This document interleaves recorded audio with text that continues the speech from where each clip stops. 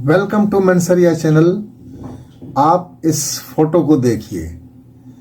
आपको इस फोटो में क्या नजर आ रहा है? ये बिहार के मुख्यमंत्री हैं श्री नीतीश कुमार, और उसके सामने जो महिला है वह एक एस्पिरेंट थी, और उन्हें ऐसा कहा जा रहा है कि नियुक्ति पत्र जो है दिया जा रहा था।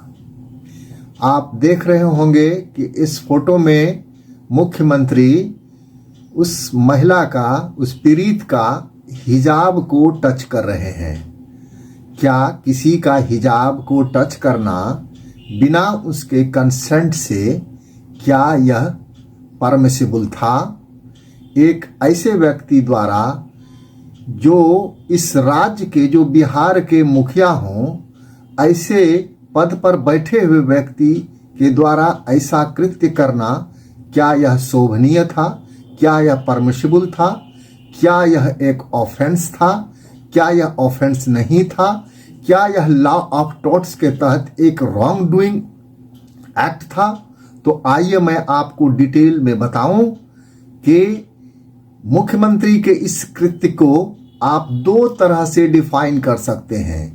यह एक क्रिमिनल फोर्स भी हो सकता है। अगर विक्टिम सामने आकर कोई कंप्लेंट करे तो यह एक उनका जो एक्ट है वह क्रिमिनल फोर्स के रूप में आएगा, जो पनिशेबल है। और दूसरी तरह से अगर इसको हम देखें तो लॉ ऑफ टॉर्ट्स के तहत यह जो है एक रॉन्ग डूइंग है। हालांकि इसको असॉल्ट हम नहीं कह सकते हैं, इसको हम एक तरह से क्रिमिनल फोर्स जो कह सकते हैं। अगर वो महिला पीड़ित जो है सामने आकर कोई कंप्लेन करती हो तब तो रॉन्ग डूइंग में जो है कोई भी जो लॉ ऑफ टॉर्ट्स के तहत आता है, आप ऐसे समझिए कि उसमें जो है पनिशमेंट नहीं होता है, उसमें केवल पीड़ित को मुआवजा होता है। अब यह समझिए कि लॉ ऑफ टॉर्ट्स में जो है कि उन्हें कोई इस तरह का नुकसान नहीं हुआ, फिजिकली उसे कोई जो है असॉल्ट नहीं हुआ, उसे कोई इंजरी नहीं हुआ, लेकिन इंजरी टू हर और हीज पर्सनैलिटी, टू हीज और हर रेपुटेशन तो हुआ। तो अपने रेपुटेशन का जो इंजरी हुआ, जो मान मर्यादा उसका जो घटा, उसके लिए वह एक डैमेज सूट जो है फाइल कर सकता है या कर सकती है। और यही चीज क्रिमिनल के तरफ अगर हम जाएं तो इसमें आपको जो है उसे सजा हो सकती है, बशर्ते कि जो पीड़ित पक्ष है उसे सामने आकर कंप्लेंट करना होगा।